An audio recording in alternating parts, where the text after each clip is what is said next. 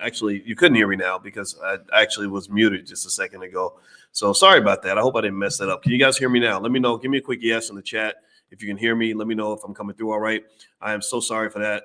My fault, my fault, my fault. You can hear me? Okay, good. Yeah. I didn't plug something in. That's my fault. So let's start. Let's hit a quick reset then. So basically, Snoop Dogg is getting a lot of criticism right now for performing with Donald Trump. There is basically a situation where he apparently, I don't know if he needs the money. I don't know what's really going on. But Snoop has been a huge critic of Donald Trump for a very long time. I mean, he was really, really nasty in terms of his opinions. He's very clear about, anybody who supports Trump, anybody who performs for him is a sellout. And he was really, really heavy about that. He's really, really adamant about that. And it wasn't just that he was anti-Trump, which is fine. I mean, I think it's okay to be anti-Trump. I think it's okay to be anti-Biden. But Snoop went way, way, way to the edge. I mean, he really jumped out front as a major critic of Donald Trump to the point where he was chastising, attacking, belittling, and bullying, cyberbullying people who decided to perform at the inauguration when Trump got elected the first time. So in what was a very surprising kind of about face, you see that Snoop is performing at Trump's inauguration, I guess at the crypto ball or something like that. And there have been some other artists like Nelly. Nelly's been trying to defend, his position and everything. And I respect all that. I mean, honestly, if you want to know where I stand, I think it's okay for people to do what they want to do. I'm not judging that. But here's where I become Judge Judy. Here's where I'm going to go Judge Mathis with it. With Snoop, I think that the judgment should come in the fact that he was so loud in terms of, really sort of taking the front line of the anti-Trump conversation, right? He was really, not only did he say that he wasn't a supporter of Trump, he said, if you're a supporter of Trump, if you perform for him, then you are a sellout. You are basically, he used the C word, OON, I'm not going to say it, but basically he was really, really attacking other people for doing this, right? So it's one thing if I say, look, I don't smoke and I don't drink. It's another thing if I run around beating people up because they smoke and drink. Do you understand the difference? Let me know if you can see the difference there, right? It's one thing if I just say, hey, look, this ain't what I do. This ain't my thing. I can change my mind. But when I not only say that this is not my thing, I also say, well, if it's your thing, I'm going to come find you. I'm going to attack you. I'm going to be unfair to you. That really puts me on a moral high ground. That really makes me, I position myself to be holier than thou. And I think that this is where Snoop is open for a lot of criticism. I'd criticize him for it because, this idea that you will make a statement that bold and not stand on that really, really causes you to lose a lot of respect. Now, what do I think is really happening here? Well, you guys know my background. My doctorate's in money. And so whenever I see weird behavior, I always follow the money. I always wonder who's getting paid, how much are they getting paid, etc. And I'm sure Snoop's getting paid, right? Give me a yes if you agree that Snoop is probably not doing this for free. Usually if you sell out, you get paid to sell something, right? So how many of you agree that Snoop is getting money for this, and probably a lot of money? And for a lot of people, that's where the equation ends. That's where the conversation's over at that point. Look at how much money he's getting. Look, he's out here getting money. Don't stand in the way of a black man getting money. You hating on him for getting money, right? That's, for a lot of people, that's where the conversation starts and ends. And this is the danger of money. This is the danger. The danger of money is that you have a lot of people who believe that any activity, any decision, any move can be justified by money. And in fact, if you look at how hip hop got so toxic and got so ugly and got so anti-black and got so racist to the point where we got Ku Klux Klan members that are on the microphone now, literally rapping about killing black people, rapping about getting black people on drugs, rapping about black people throwing their money away, rapping about black people passing STDs to one another, rapping about black people making horrible decisions and leaving themselves in a bowl of ignorance. And at the end of the day, we still honor these individuals because they have money. Right. We see him driving something nice. We see him living in a big house. We see him flossing and stunting on TV. And, he's got 20 million followers, which, a lot of those people, white folks love him. So when white folks love something, we love it. Let's just be clear. You claim that you are anti-racist and, you don't like racism and discrimination, but you kind of love it. You kind of love white folks. You kind of admire black people when they get the love and respect of white people. You do. And so Snoop Dogg, unfortunately, and I'm not here to diss the guy. I'm not here to be mean, but I'm here to be honest. I'm not here to be mean, but I'm here to be honest. Snoop is a guy who has become kind of this lovable old black man who kind of represents a little bit of a minstrel show. That's what he does. He's this lovable Santa Claus like figure. He comes in, he's always smiling and dancing. It's Snoop Dogg, Snoop Dogg, and they just love it. I don't know why, they just love it. And it is. I would say it does kind of come off as a Sambo routine. He fit well with the other comedians that performed at the Olympics. If you notice at the Olympics, there was him and there was Kevin Hart, and I think there was one other black man that was there to tell jokes. There's one other black man that was there to entertain. Right. And here's the interesting thing about all of this. This is what you got to think about. And again, I don't care if you're pro-Trump, anti-Trump, pro-Biden, anti-Biden. I don't care about none of that. Here's the interesting thing about this. Whether you're talking about Trump, Biden, Harris, or anybody, they will gladly call a black man when they need somebody to perform. They'll gladly call a black man when they need somebody to bust a rap. They will gladly call a black woman when they need some twerking on stage. They will gladly call a black man when they need somebody who can tell jokes. But they rarely, if ever, call on the black community when they're trying to do serious things. Tell me if I'm right. Tell me if you agree. They rarely call on the black community when it's time to make policy. If you look at Trump's cabinet, ain't hardly no black people up in that cabinet. I think there's one guy who's a former athlete, and that tends to be the three things they see. This is the only 3 times they see black men. The only time they see black men is when we are rappers, comedians, or athletes. That's it. That's all they see. They don't see nothing else. So you have a role. You have a typecast. You are the hoe that is supposed to play her position. That's what you are. You play your position, and some of us play it well. Like, no. You're not supposed to be the maker of policy. We make the policy, boy. You need to get on stage and dance around and hold your blunt and rap about gangster shit, right? Which even demeans the credibility of the gang culture to me. I think it's even an embarrassment to that, right? You kind of turned it into this lovable, fun, really kind of like almost comical kind of thing. So when it comes to Snoop Dogg, look, if you want to know what I think about him performing for Trump, do I like it? No, I don't. But it ain't got nothing to do with Trump. I don't care if you like Trump or dislike Trump. How many of y'all saw all the black women that were on stage twerking for Kamala Harris? You had Megan Thee Stallion up there shaking ass, and next thing you know, you had a Glorilla. They like, I ain't got no nigga, ain't no nigga, ain't got me. Like, and they like that. They like hearing about your dysfunction. They like seeing you as a group of irresponsible, unintelligent, undisciplined sex addicts who literally all you can do is rap about your vagina. You're a black man. All you can do is talk about the depth of your dysfunction, how much you don't take care of your kids, how much you throw your money away, how much you've been out in the street, how much you love going to prison so somebody can bend you over and pump something in your booty. They love that. They want to hear about that. That's what they want to see. That's entertaining. That's entertainment for them. So literally, I would just say, look, if you are criticizing Snoop and you criticize him because he's performing for Trump, I'm going to have to, as they say in poker, I'm going to call you and raise you one. I'm going to check you, but I'm going to raise you one. I'm not mad at Snoop for performing for Trump. I'm as irritated with Snoop as I am with all the people that were up there singing and dancing for Biden and Kamala. They were just as ridiculous. They were just as buffoonish. Who in the hell told you that all a black man knows how to do is a black woman? Who told you that all a black woman can do is twerk on stage? Who told you that? What makes you think that this is where we want to get our leadership from? I don't want to get my black leadership from Megan Thee Stallion's booty.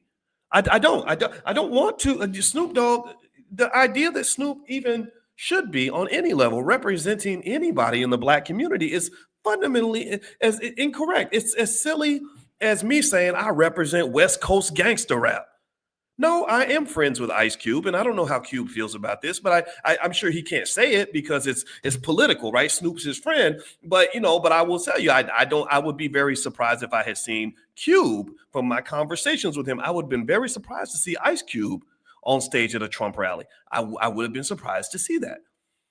So really with Snoop, I'll admit to you, my thought when I saw this was, what did they do to you? Like, what did they give you? Did they give you the carrot or the stick? Because it was one or the other.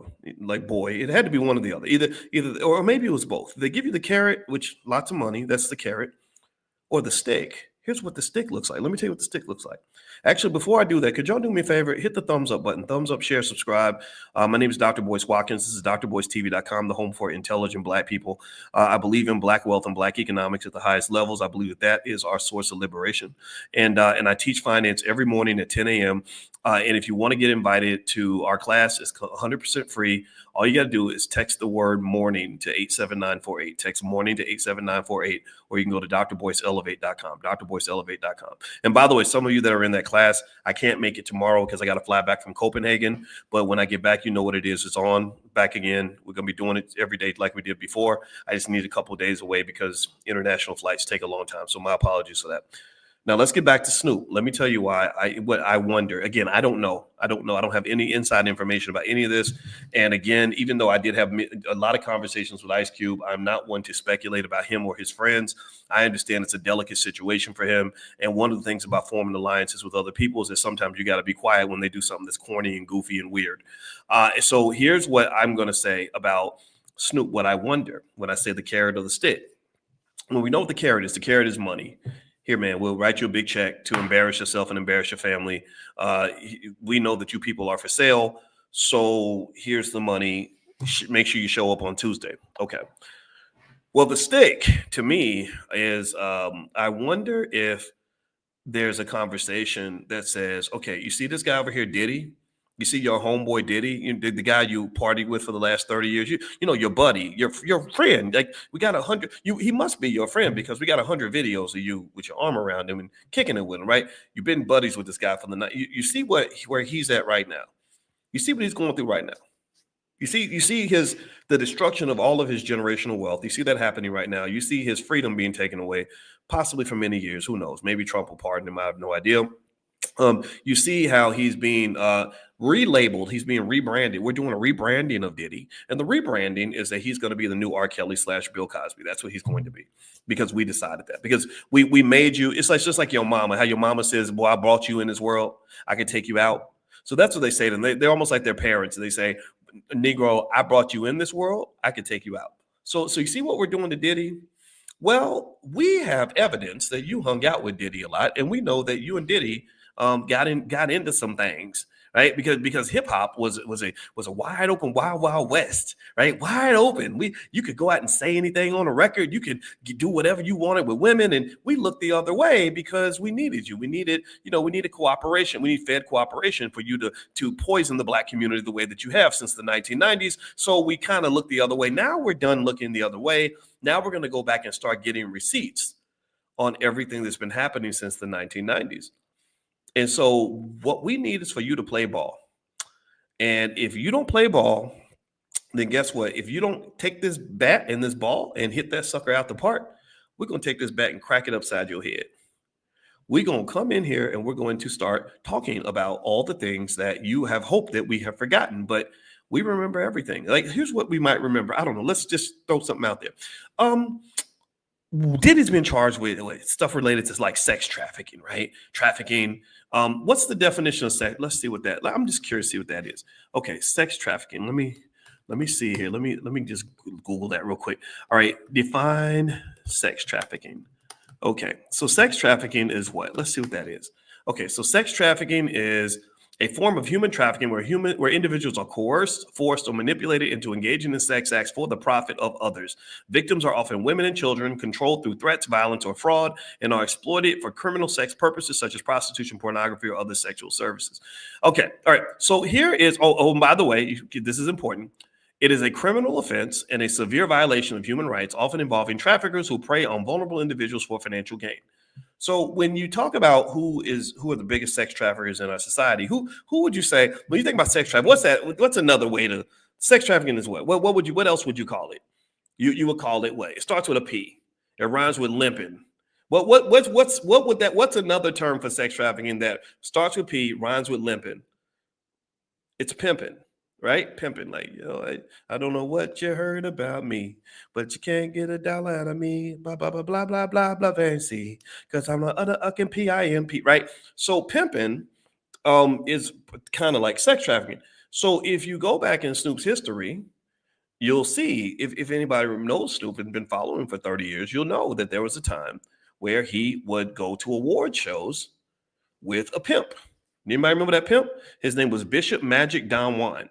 And Bishop Magic Don Juan, he used to wear a bright green suit, and he took pride in the number of women that he would be able to pimp, coerce, manipulate, whatever, right? And why did Snoop go to award shows with the sex trafficker with him? It was because he had his number one phrase that made him famous was, "We don't love them hoes." And so to show him how little he loves the black woman, he would show up to these award shows with Bishop Magic Don Juan, and they would just be pimping together. It'd be like just straight pimping. Let's up pimping, right? And this is what you had, right? So here's the deal. Here's what I'm wondering. Again, I'm just speculating. I don't know nothing. I really don't know nothing right now. I'm just literally saying, like, what if there were some incidents that took place during this time where white folks pretty much got you to let your guard down. That's what the white man, like Malcolm X used to say, that the white man will sell you the liquor bottle and then lock you up for being drunk. Shout out to Malcolm X. He'll sell you the liquor bottle and then lock you up for being drunk. So at what point maybe do you think that maybe the guard got dropped down? You were young, in late 20s, early 30s, a lot of energy, a lot of sexual energy, and you got involved in some things. We got some accusations, some allegations, some lawsuits, got some situationships that occurred that wouldn't necessarily fit your family-friendly brand that you've established now. Because now, Snoop is this lovable, almost like a skinny Santa Claus, right? He comes in and white people just start clapping. They start laughing and clapping because they just love him so much. And I don't dislike him. I have nothing against the man. I liked his music a lot. Like I think in 1994, he came out that first album. Don't go. That was the peak of my Snoop Dogg affection and love. Because after that, the music kind of slipped a little bit, but he maintained his brand quite well, and I think he did a great job with that. But I think now there is a state where I feel like some of the artists are almost in crisis mode. Because one, you're trying to stay relevant in a new world. It's 2025, and it's not 1988 anymore, 1995 or 1999. And then number two, you're dealing with the fact that you have 30 years of a track record of engaging in things that weren't necessarily, that don't look good through the lens of 2025. So I'm wondering if this is what they actually did to Snoop, to be honest with you. I also wonder if there are other so-called black leaders, black public figures that have been coerced into engaging in various political activities because they maybe have a criminal case over their head or whatever. Like I wonder about Cardi B. I remember she had a case where she threw a liquor bottle on a lady's head in a bar or something crazy like that. I wonder about Al Sharpton. I know that he had some financial challenges, and he was on tape. He was on tape in a HBO thing where he was trying to sell some dope to somebody. Again, no disrespect to any of these people. I'm just telling you facts, things that I know. And so what I would almost say is that when you look at this situation, what I understand completely is why people will be offended that Snoop is going to do this. But what I really don't think you understand is that you shouldn't be doing this for either political party. You can't tell me it's okay to buck dance for the Democrats, but it's not okay to buck dance for the Republicans. Buck dancing is not acceptable under any circumstances. These politicians have not shown under any circumstances that they care about your communities. The Democrats lost this election because they neglected the black community. The Republicans, we know they're not going to do any better. And this is where guys like Roland Martin get it wrong. Roland Martin is sitting back, Roland is, he's real sassy. Well, now you're going to get it. Now you're going to find out. Now you're going to see now you're going to get everything that you've been fighting. You've been worried what they're going to do for you now. And he's doing all that. And if I was talking to him, I'd say, Roland, stop all the neck swinging. Ain't nobody sitting around believing that Donald Trump is the savior of the black community. Nobody expects Trump to deliver anything more than the Democrats ever delivered. What people are doing is they're saying, we're not supporting anybody who doesn't support us. If you don't prioritize us, then we won't prioritize you. And this ain't nothing new. Malcolm X said this in the 1960s. Malcolm X said, why in the hell would you put somebody at the top of your priority list when they putting you at the bottom? Why are you out here fighting for people who would never fight for you? Why are you giving your vote, giving your time, giving your energy, and believing in people where there's nothing to believe in? So at the end of the day, again, I'm not sitting here saying that you should. I am not criticizing what you did with your vote. I want to make that clear. Give me a yes if you understand that, because I have to do this because people use propaganda. They like to go out and say Dr. Boyce was telling black people to vote for the Republicans. I've never ever told you to vote for a Republican, but where they're pissed is that I never told you to vote for a Democrat. I don't tell you, I tell you to do what's best for your family. And anybody who has a problem with me telling you to do what's best for your family, that person's a sucker. That person's a liar. That person's a racist. That person's trying to oppress you. That person is your opposition. That's the person who's blocking your freedom, not giving it to you. That's the person who wants to hurt you, not help you. How in the hell can you be offended because I've just simply said to black folks, do what's best for you?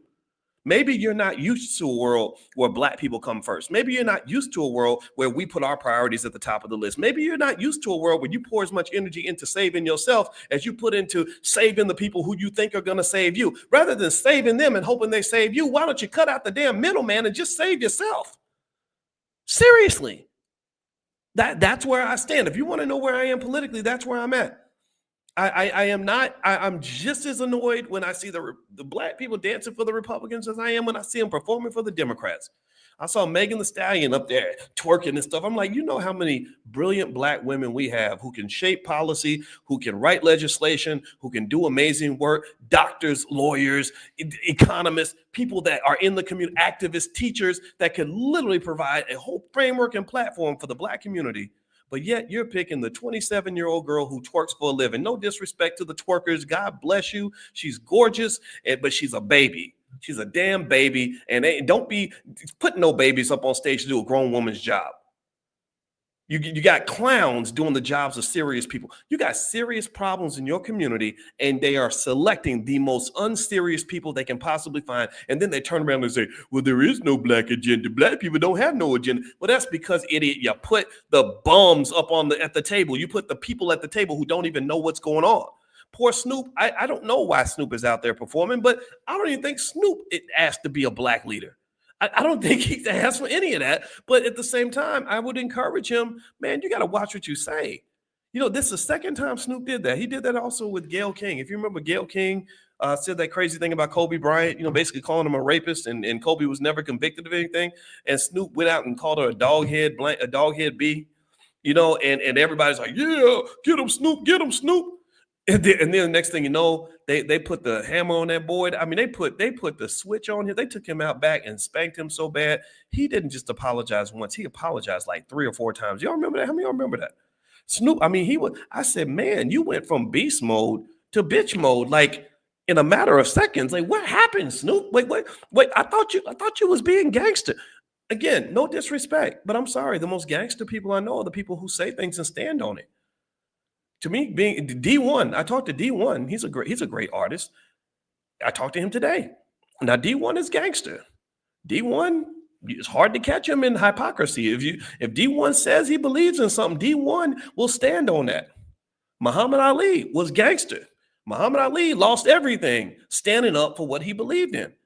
Those are the gangsters I look up to. I can't look up to this poor guy who's trying to be a gangster one minute and then he's being Santa Claus the next. I feel like he's trapped in a tough matrix. I get it. That's a lot of money.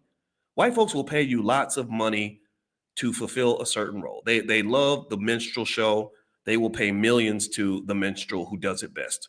That's what they do.